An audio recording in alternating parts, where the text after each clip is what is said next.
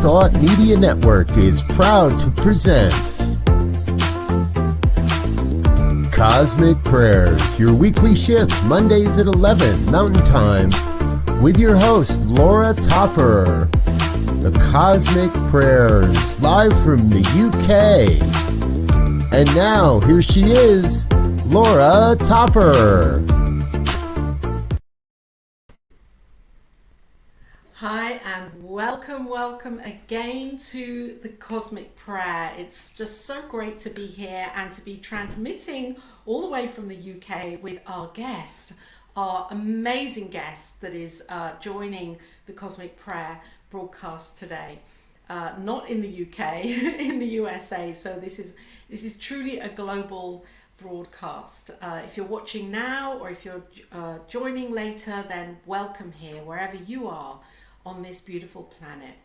We are streaming through New Thought Media Network, this incredible ministry and broadcasting platform that brings so many wonderful, inspirational shows for you to be able to know the truth of who you are, firstly, and then to use spiritual practice for your life, to empower your life, to inspire you on this beautiful experience that we call life.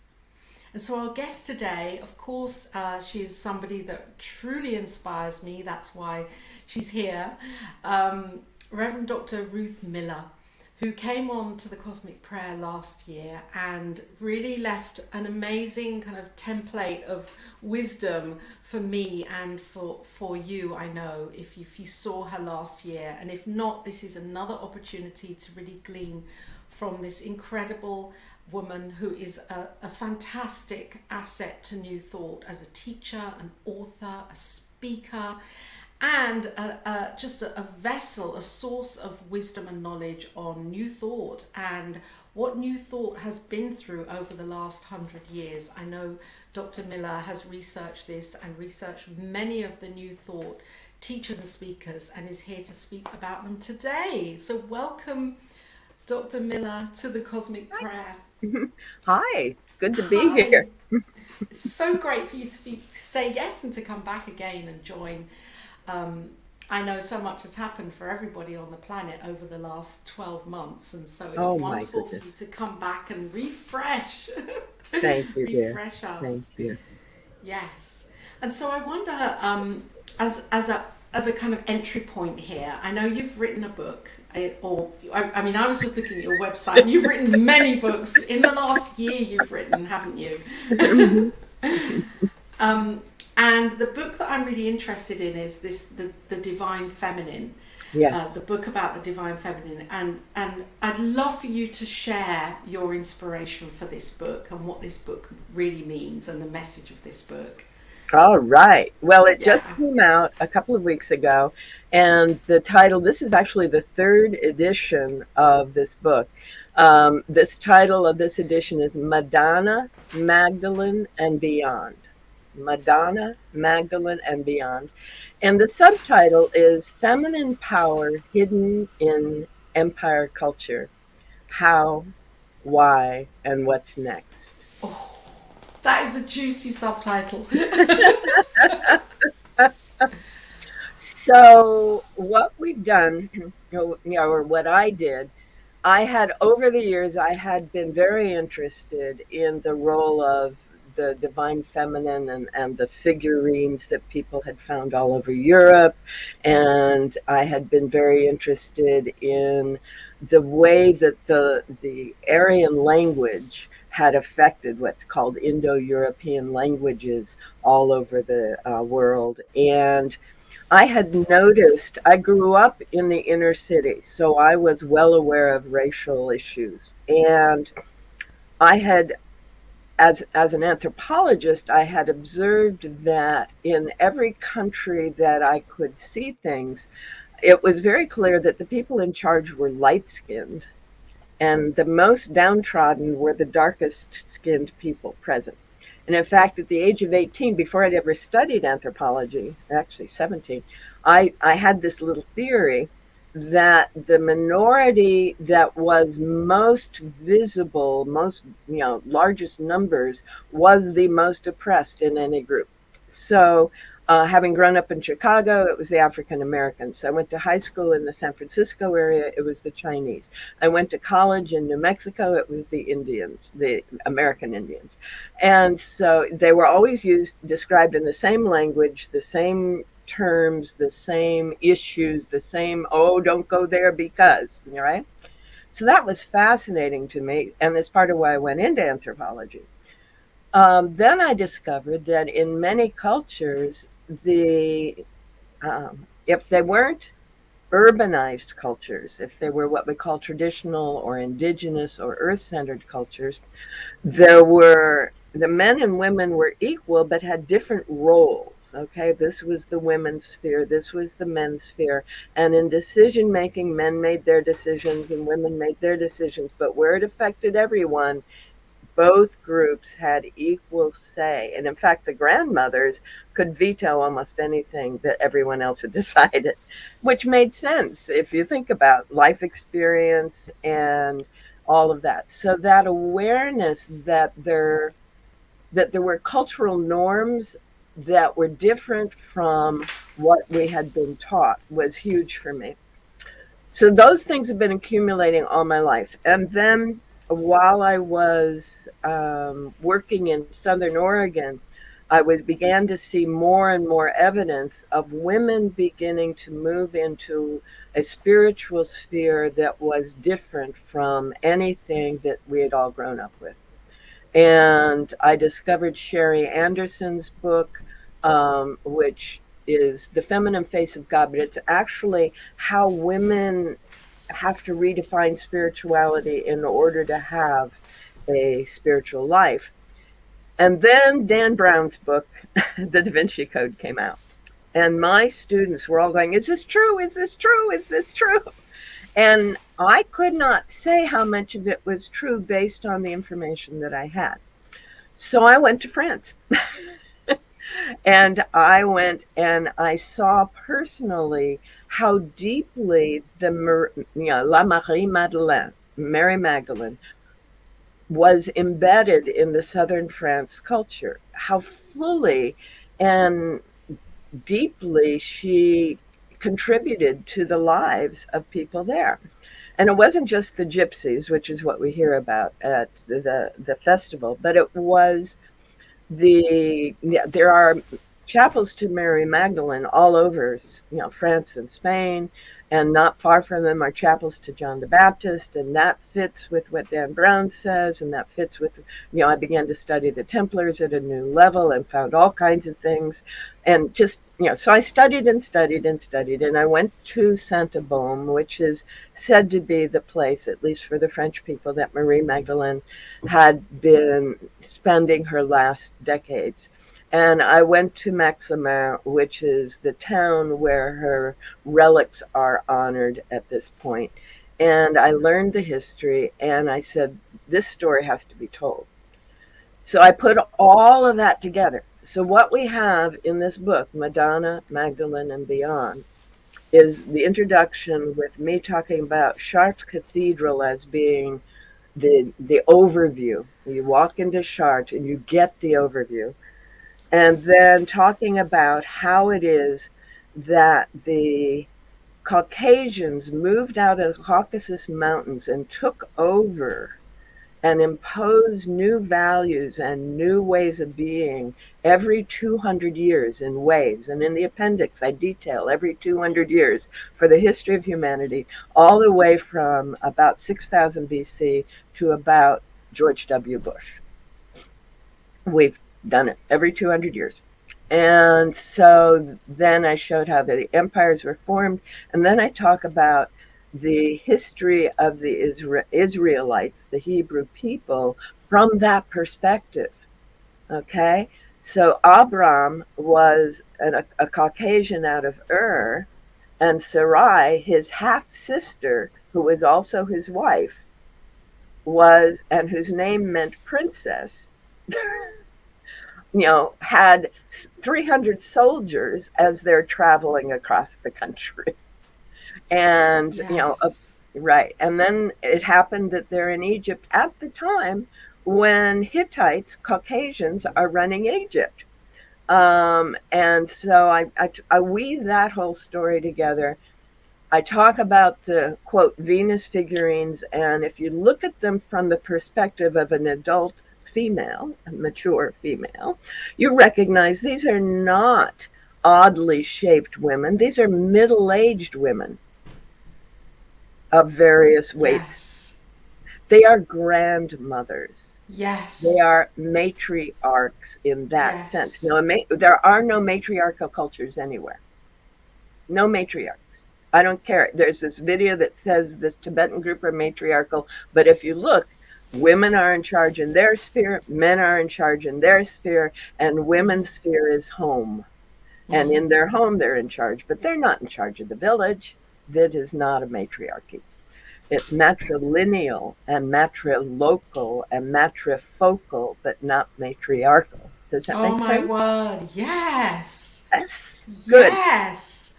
So we've never, in indigenous earth-centered people anywhere, ever had women running the show the way we have men running the show when light-skinned men are in charge, or men who have been trained to be in what I call empire culture. The heroes in all the stories in the Southeast Asia, the hero has the white skin and the villain has the black skin.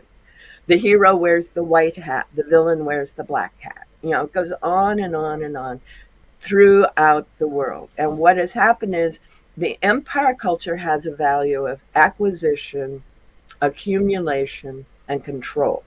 This is what we inherited from those early Caucasians and the imposition of strong men on the rest of the people so those strong men can acquire, accumulate, and control.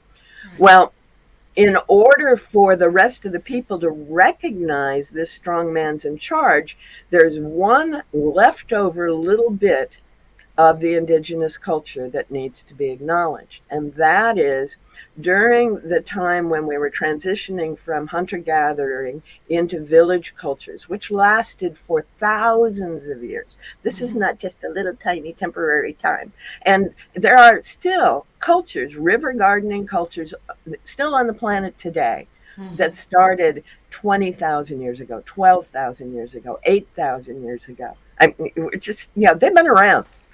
And they're sustainable. They're in the same location. A friend of mine went back to Italy to check out his family, and he found them in a house that they'd been living in for over 1,000 years. Yes. This is sustainable, right?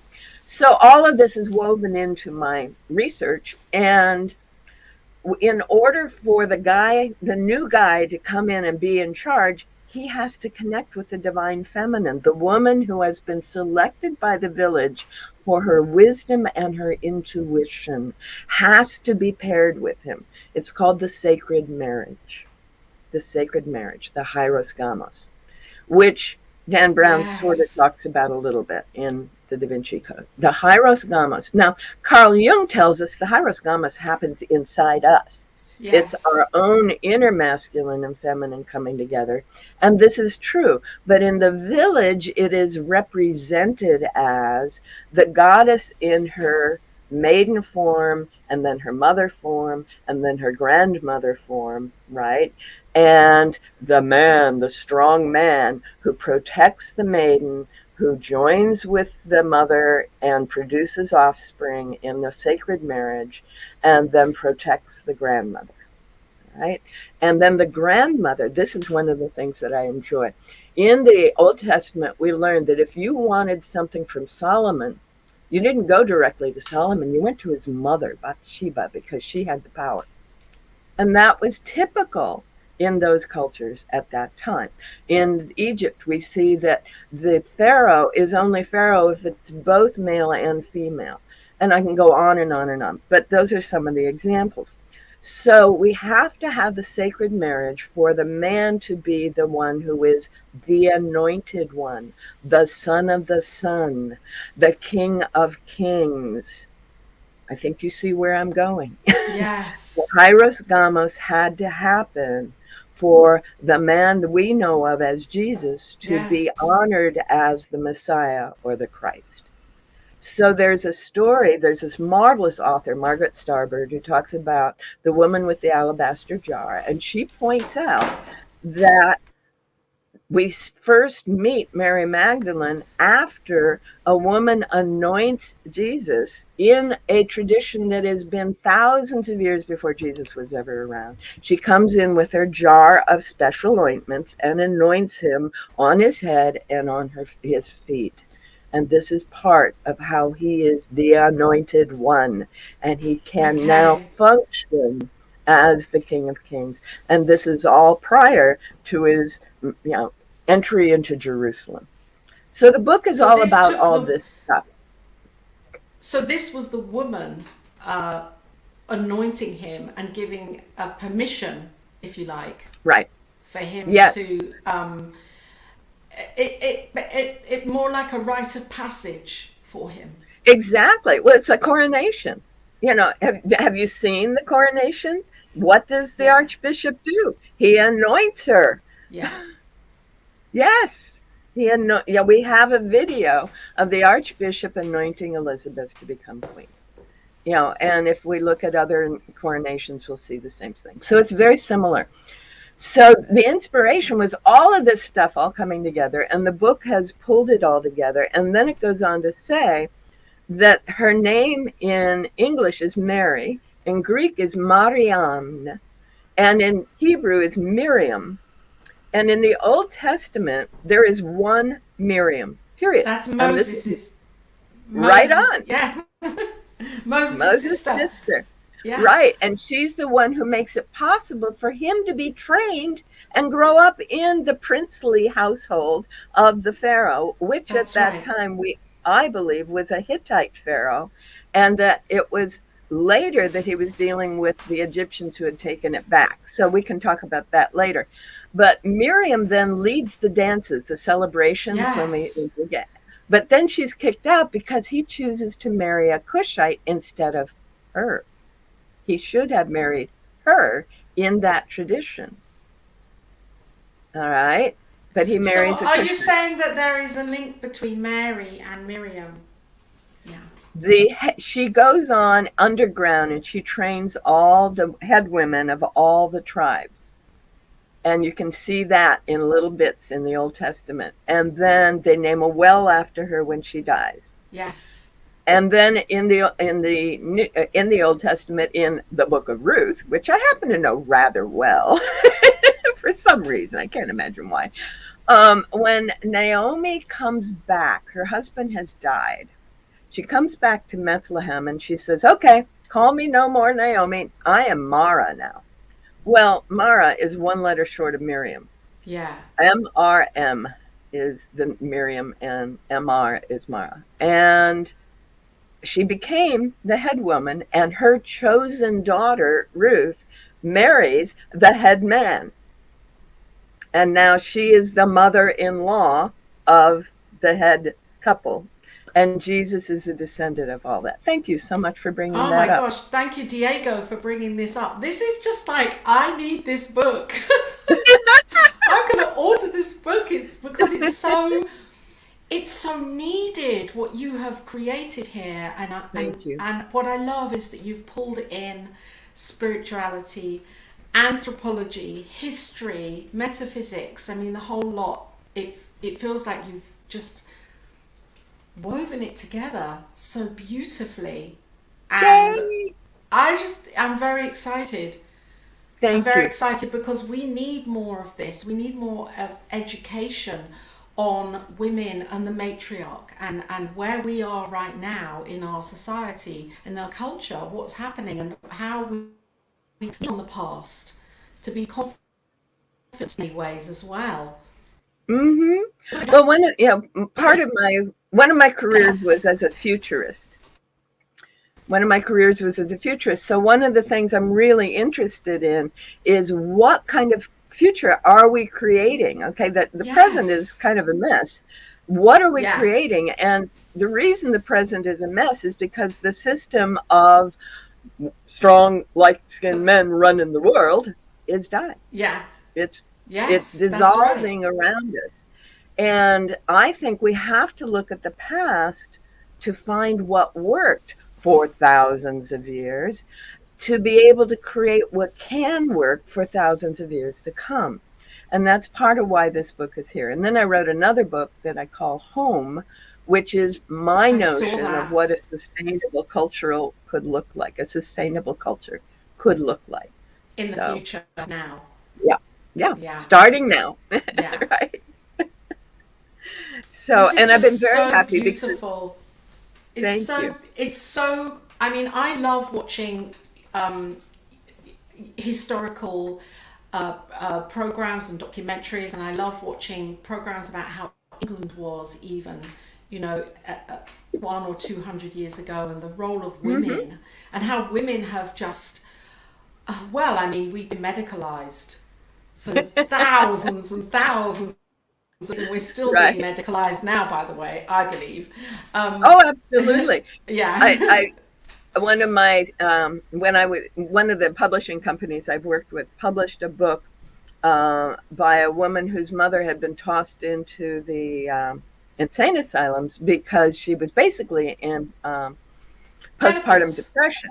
Yeah, And and menopause. so yeah, well, it was even before menopause, but yes, she had 9 kids in 11 years. Yeah, well, Yeah, no wonder she was going through some kind of depression. right. So she was in an asylum for almost her whole life.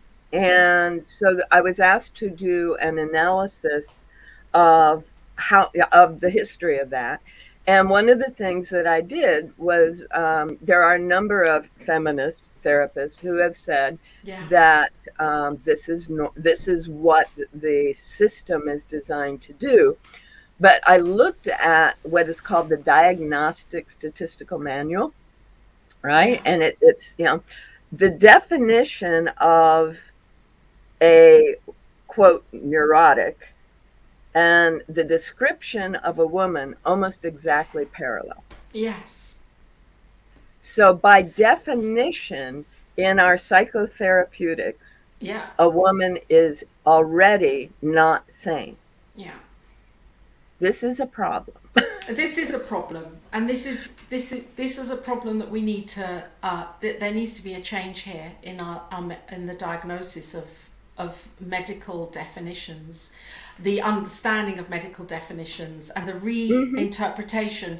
When I was studying for menopause, I was working with women who were in menopause and had osteoporosis, and I studied this for my master's.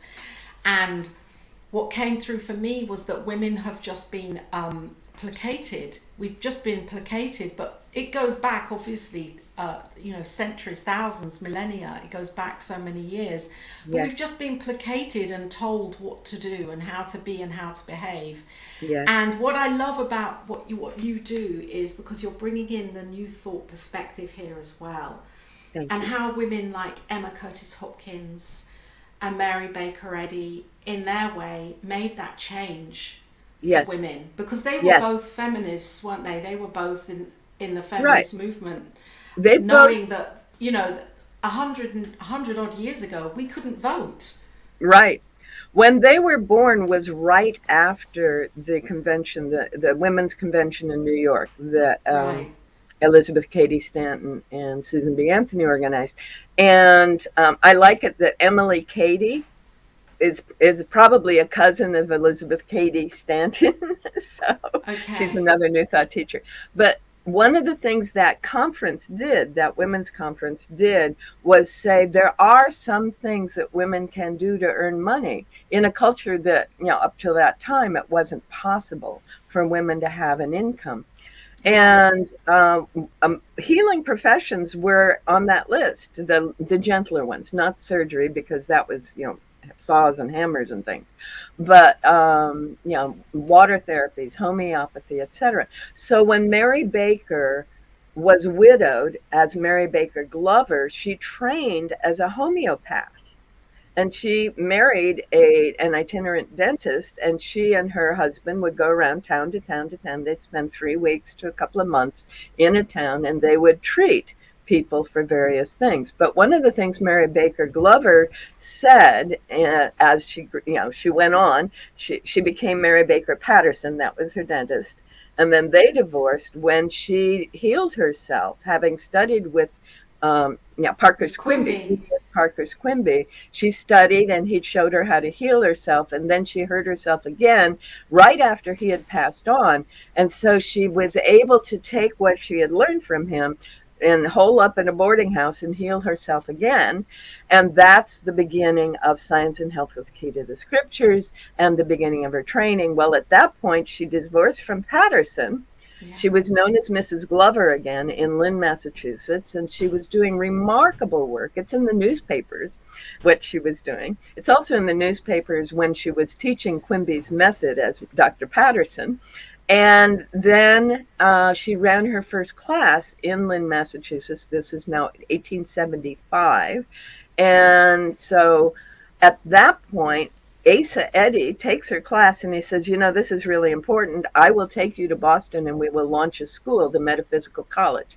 So there now, Mrs. Eddy, Mary Baker Eddy, is running her own college in 1876. This is amazing, And it's true, however, that at that point in the U.S., a larger percentage of women were professionals than in 1976. And some of that had to do with the number of men who had died during the Civil War. Wow. And this is a time where the average age, the mortality rate for women was something like 47. Right. 50, if you made it through childbirth years, you'd go on to 60 or 70. Yeah. But it was making it through that period between about 18 and 38. And it was during menopause that they would just tell women to lie down, go to bed, lie down, put leeches on them to suck their blood out. I mean, it was quite barbaric. Yes, it really was. But it was how women were treated and how women responded to that. So for her to do that, to stand up and say, there's a new way and I'm going to use it with the power of my mind, that was huge. That was. So she, would still go around the New England area and teach people. And she was invited to Connecticut, Hartford, Connecticut, and a woman, invited her neighbors. And one of that woman's neighbors was Emma Curtis Hopkins, whose family was always dealing with respiratory issues. And Emma was a science teacher. She'd been a high school teacher.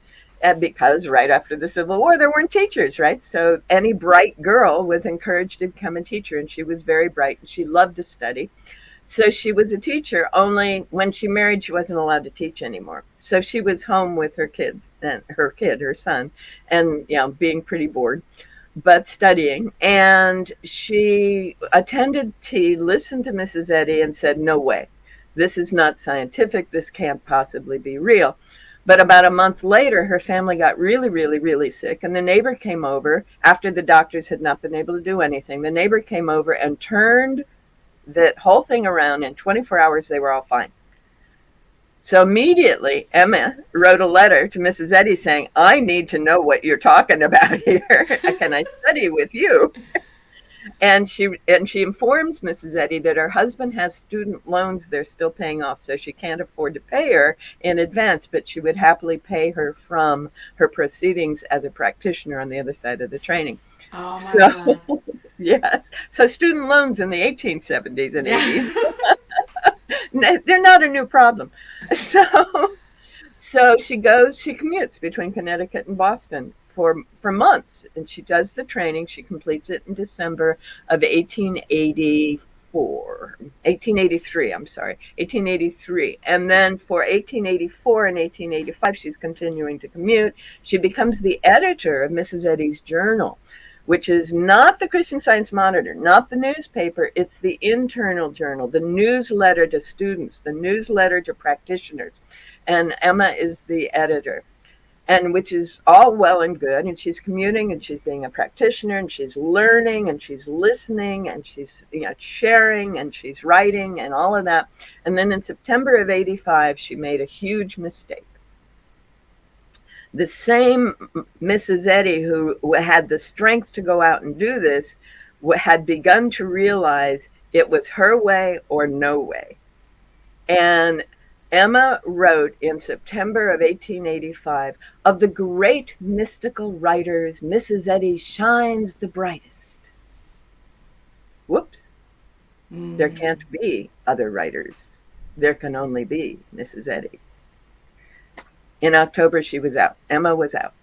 She was no longer part of that.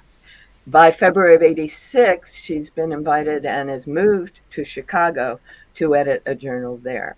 And she sets up as a practitioner and a journal editor in Chicago and begins the Hopkins Institute with another woman named Mary Plunkett, and goes on from there. But Emma did one thing very different. First of all, over time, she evolved her own version of the lessons into somewhat different from Christian Science, which is interesting. Initially, she's almost parroting Mrs. Eddy with only minor additions. But by the time you get to 1918 and high mysticism, it's a whole different world. Right. Over that time, she treated 11,000 documented cases. And her institute became a seminary, and she ordained 110 ministers, including Charles and Myrtle Fillmore. Yes. Who launched the Unity program in the 1890s, which is still very much around, unity.org. I spoke at a Unity church yesterday. And then her last student, she was having, her heart was giving out. She had just kind of lost heart for the whole thing. In 1923-24, her last student was in October of 1924, and it was Ernest Holmes, the founder of Religious Science, which is now Centers for Spiritual Living.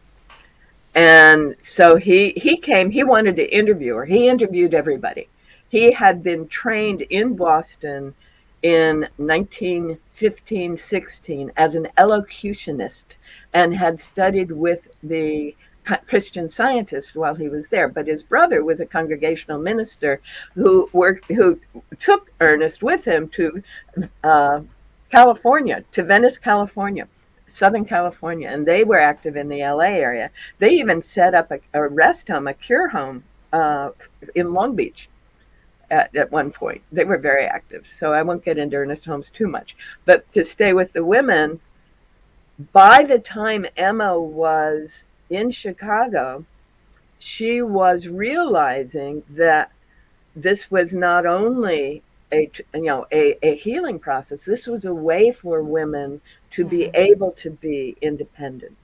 And so when the World's Fair happened in Chicago, Mary Baker Eddy was in the Parliament of World Religions.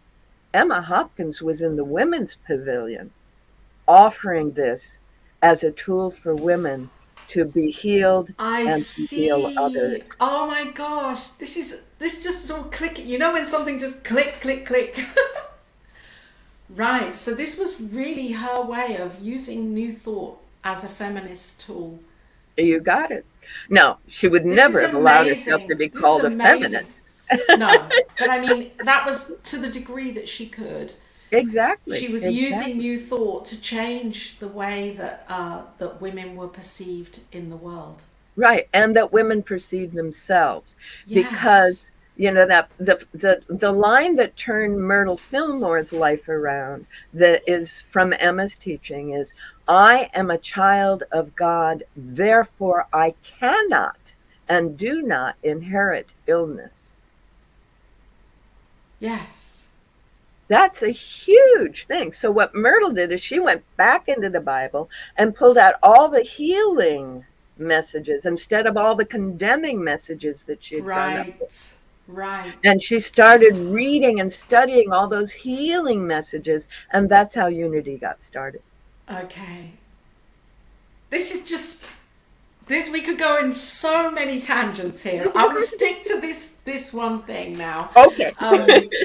And that is prayer, where prayer comes into this. because That's I believe there is a universal prayer that women use subconsciously. We okay. don't maybe know it consciously, but there is this. There is a prayer that we tap into, isn't there? In our femininity, in our divine, that essence of who we are as women, and that's beyond gender. You know, it's like we know there's a part of us that speaks to us, whether we're a man, whether we're a woman, whether we're a they, that gives us this permission to tap into the feminine within us. The And Hyros Gamos has both. We have there we both are, that anima and unit. animus. Yeah. So how do we empower ourselves, or how do you think someone like Emma Curtis Hopkins would have empowered herself in prayer to really? Because I've heard it said that it was really about her transmission, the way that she spoke. It was that's what shook people and woke people up, rather than what she was saying. It was how she was. It was her whole vibration. Right. Her words are powerful, but if you try Yeah. to follow her words, you get lost. Yeah. Which is why I wrote Unveiling Your Hidden Power, because my students were getting lost and it was such powerful message. So I took modern language and modern structure on Emma's words and concepts, and Unveiling Your Hidden Power is that. Right. And Coming into Freedom is that with Emily Cady, and the whole Library of Hidden Knowledge is that with other people. So for what that's worth. But yes, Emma did what she taught people to do. You take an hour in the morning and you focus on how divinity is working in and through you as an individual.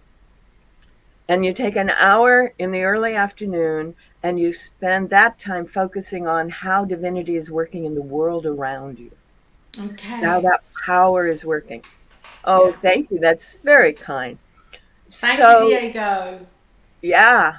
So in Unveiling Your Hidden Power, there's 12 lessons. The first six are the ones you do in the morning. Number one, Yes. Monday. Number two, Tuesday. Number three. And then the second six, 7 through 12, are what you do in the afternoon. And they Yeah. parallel each other, okay? One of my students loves lesson 8. It says, be not deceived. Be not deceived by appearances, right? That's the title of lesson 8. Lesson 1 is the statement of being, the ground of being. What is the one being? You can get some of my Library of Hidden Knowledge books down there. The ground of being, the essence is goodness. The number one thing that she says God is God is good. God's work and power is good. God is omnipresent, therefore good is omnipresent. God is omnipotent, therefore good is the only power at work in the world and in me. And she feels this. She wrote something in her journals that we call the radiant I am, and Oh, I love that. it's in the back of a couple of my That is books. that is a prayer. Yeah, it is, you know. That is a prayer. Yes, God is light. I am a radiant tower of light to all the universe. I think this, I speak this, I write this, I live this. And that's just one of 12 that she does as part of lesson 5 on Friday mornings. So, yes, Yes. prayer for her is getting into a state of consciousness where these concepts are the reality of our being, Right. where these Right. ways of connecting with the all that is and that power of good and for good are who we are in the universe. And therefore, our lives and the lives of everyone around us must be enhanced. And that is what Emma was and what she taught, and why 11,000 people walked away from her, and 500 Hopkins societies had been established by 1906. It's incredible. It's incredible when we really think about the enormity of that. By 1906, 500 Hopkins societies, before women had the vote here in the UK. Or in the US. Yeah. Or Yeah. anywhere. Yeah, before we had any political power. Yeah. So what these women were doing was actually they were proving the principle. They were Yes. proving principles Yes. to change their lives in Right. bold ways. They were actually really proving it, Yes. and it was working. It was working. And one of her early students, Emma's early students in Chicago, was a woman who was on her way to have surgery in Chicago, and someone on the train told her about this woman who could heal her without surgery. So she connected from Pueblo, Colorado. She connected to Emma in Chicago, and we call her Mrs. Bingham, Kate Bingham. And in 3 weeks, she had all of her, they were uterine problems, funny thing about it, healed. And she returned. And one of the things Emma said is, in order for you to remain healed, you need to teach this, you need to practice this, you need to do this.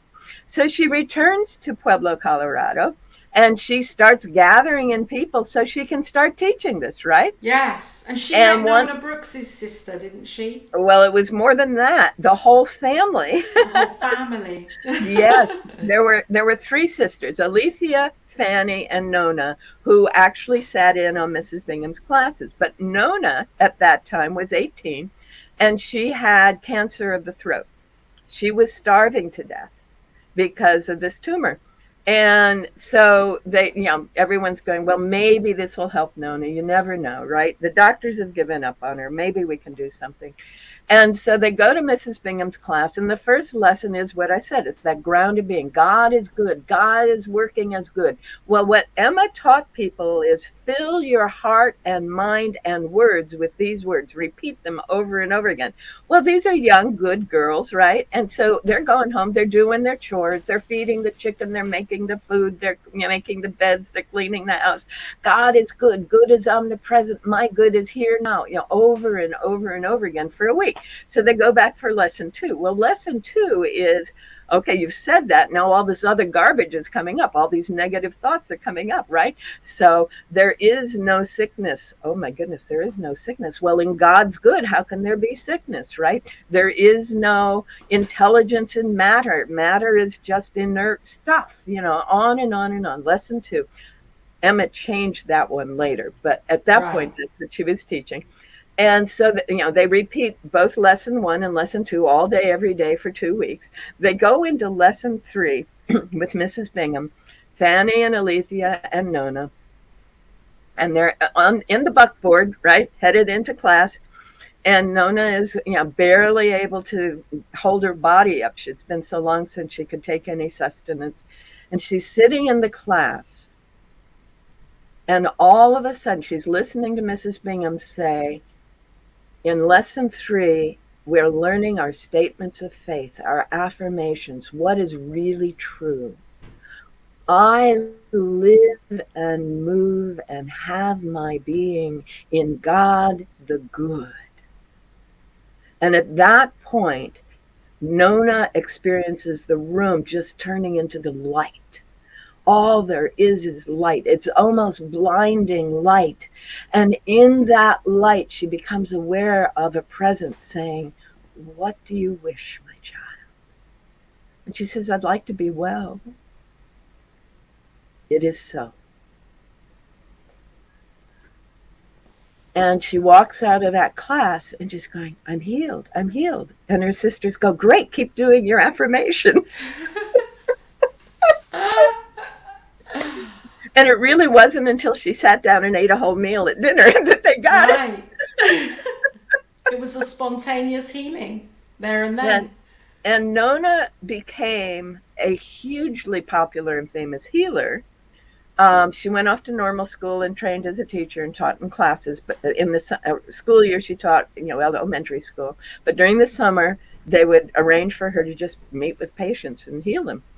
And what she did all the time is she repeated her understanding of who and what God is and God's presence until she entered that state of light and felt that presence. And then she would ask for this person's healing. And after a while, over the course of an afternoon, she didn't have to even go there. She was there, and Right. someone would walk in the room, and they'd walk And out. it was already done.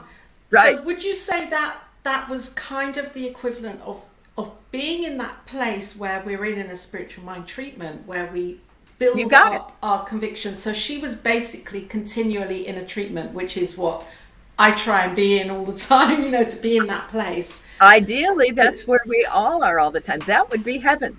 That would be Yeah. heaven if we're all That in would be heaven. So we're aiming for that rather than having to consciously say a prayer. Right, exactly.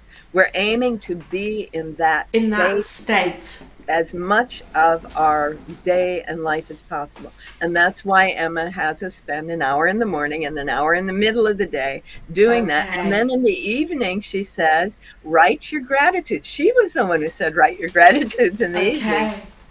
All the wonderful things that happened today, all the healings, all the ways that you saw God's good today. And then that sets you up for a great day for tomorrow. This sets you up for an amazing life. Truly so. Oh, it's amazing. I for anybody that's joining right now, or if you've been watching for a while, we are here with the incredible Reverend Dr. Ruth Miller, PhD, who has just spent this last 40 minutes explaining her new book, which is the Madonna, the Magdalene, and Beyond. Have I got that right? Yes. The Madonna, the Magdalene, and Beyond. And we're talking about the divine feminine and women and women's empowerment, women in new thought. This is an amazing cosmic prayer because it does come back to prayer also, because that's how we understand how we change our experience by being in that state. So I just want to mention also here that I found you through because I was guided to look at the amazing YouTube videos that you have created on these 12 steps or 12 stages of Emma Curtis Hopkins' work, and they're all on YouTube now, aren't they? They're still there. Yeah, all 12. All 12. So for anybody that is watching, go into YouTube, look for those 12 and do them. I did them and they're incredible. And you will hear Dr. Ruth Miller talking about Emma Curtis Hopkins and her teachings and how we can put these teachings into our own lives. It's beautiful, beautiful Thank work. you. I mean, Thank how did Emma actually do this? How did she see 11,000 people? Hi, Gina. Thank you for joining. How did she withstand that emotionally and physically and energetically? Yeah, she had a house in Chicago, and for the first several years, actually 2 or 3 years, patients would actually come and, not all of them, many of them would stay in the house for 3 weeks to go through the 12 lessons, to take them in and to experience the healing. And she set up a school. There's another set of her students, Annie Ritz Millets and her sister, and they went off and established the Sanctuaries of Truth and Homes of Truth. And there's still a Home of Truth in Alameda, California. And I think there's a Sanctuary of Truth in Pasadena. So, yeah, they established those out of that time. But they ended up, the first institute fell apart. Mary went off to New York, and so they ended up creating a seminary, the Illinois Seminary. And out of that, while that was functioning, they had 14 different faculty members. She was administering that and would see on the order of, as I understand it, 15 to 30 individual people over the course of a week. She did declare that Sunday was a day for everyone, the 7th day of the week. There's 12 lessons, so that's Monday through Saturday, morning and evening. But Sunday was for, just taking it in, just being with it. And one of the things she encouraged is spend some time on Sunday afternoon writing letters. You may never send these letters, but these would be to people that you wouldn't normally see or hear from, like Okay. politicians or kings and queens or whoever, that you have a prayer for them, or you have a, something that they could benefit from. So you write that letter maybe on a Sunday afternoon. But other than that, it's your time to be connected with your inner life and inner world. So she would get up around dawn, it sounds like, and she would spend that first hour doing the lesson for the day, 1 through 6, from Monday through Saturday. And then she would do personal work, whether that was administrative work or writing or whatever, household work, the things that an individual does for self through the morning. Then there would be the noon break, and then she would spend the hour doing the second group of lessons, 7 through 12, Monday through Saturday. And then she would meet with clients and patients till supper time. And that would usually be a shared meal with other folks. And there was a connection between people. And then teaching would happen in the evening on top of that. So. Okay. My So gosh. basically, yeah, her public day was only afternoons and evenings. Her private day was about a 15-hour day. Her whole day was about a Yeah. 15-hour day of immersion in this work. And Yeah. she traveled. She went to London a couple of times. She went to San Francisco. She went to Australia at one point in her life. Nona Brooks also went to Australia. She went to New York. Emily Cady and Florence Scovel Shinn both learned from Emma in New York. So yeah, she traveled, and in 1906, the folks in New Orleans wanted to establish a seminary, and she said, "Here, take it, it's yours." And she packed everything up and basically moved into a suitcase. Her husband in 1901 had divorced her for abandoning him, which I always thought was interesting. And in 1906, then she hit the road. She spent the winters in the New York area, and hundreds of people connected with her, including many, many well-known playwrights and musicians, and a few socialites. And one of those socialites took her to New Mexico one year, so she connected with Gertrude Stein and D.H. Lawrence. And it's Dodge Lujan. I'm blocking the first name. That's funny. But Miss Dodge married one of the Luhans, and the Lujan family today is that same group of folks. So that are Wow. active in New Mexico politics. So she had an impact on many lives just being on the planet. Mabel Dodge. Incredible. And Mabel Dodge Lujan. she still continues to. And Yes, I'm so grateful and humbled that you have said yes to being here today, to share you, and to share these women, Emma and Mary and others, who have really laid the foundation for others, to follow and yes, to say yes to using new thought for our lives, so that truly we so. change our lives and others' lives. We change our world, Right on. we change our world. Thank you so much for being here, Dr. Miller. Thank you. It's been an honor and a delight. And it's It's always a delight to see you and hear you. Have a Oh, lovely it's time with you. just amazing. Would you, I'm just going to ask you this outright, because at the end of the show, we always do a prayer. All And I right? wonder if you would say a Sure. prayer, you would treat, or whichever way you call that, whatever you call it, if you would be kind enough to do that here on the Cosmic Prayer today. It would be an honor, and I never turn down the opportunity. Great. Okay. Thank you. So I invite us to take a breath, a long, slow, deep breath, just to Hmm. being ourselves centered into the being that we are in this place and time. And now another long, slow, deep breath to release that which no longer serves us in this moment, to be focused. And finally, one more, to bring our awareness deep into our internal core. And in this place, in the core of our being, there is only the love, only the light, only the well-being that is, only the peace, only the harmony.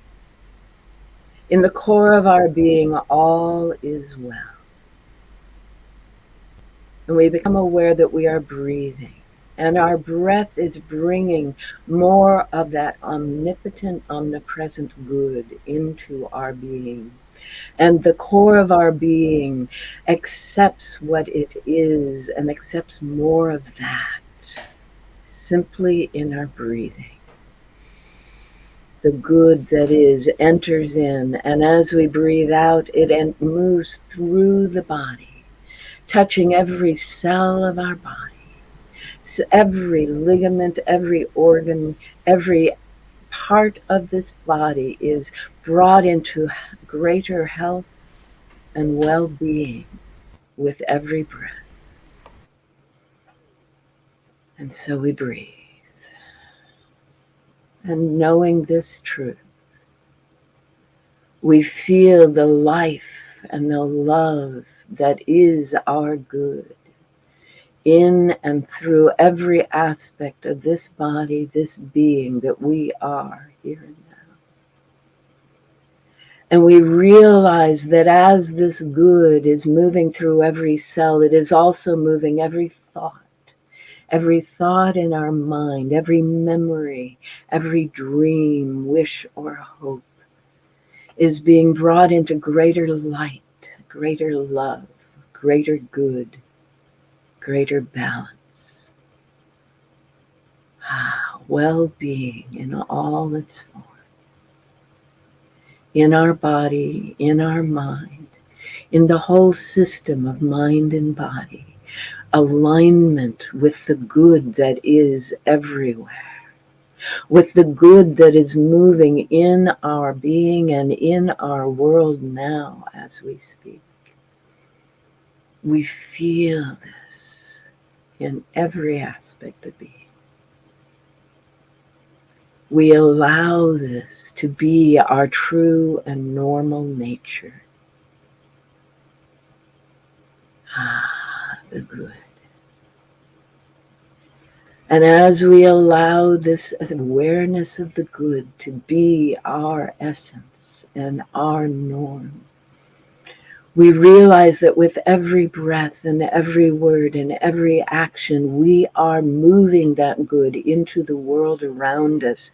We feel that good moving through us and as us into our world. We feel it bringing the world into greater alignment and harmony around us. We are aware that every being in all that is this good made manifest as we are now.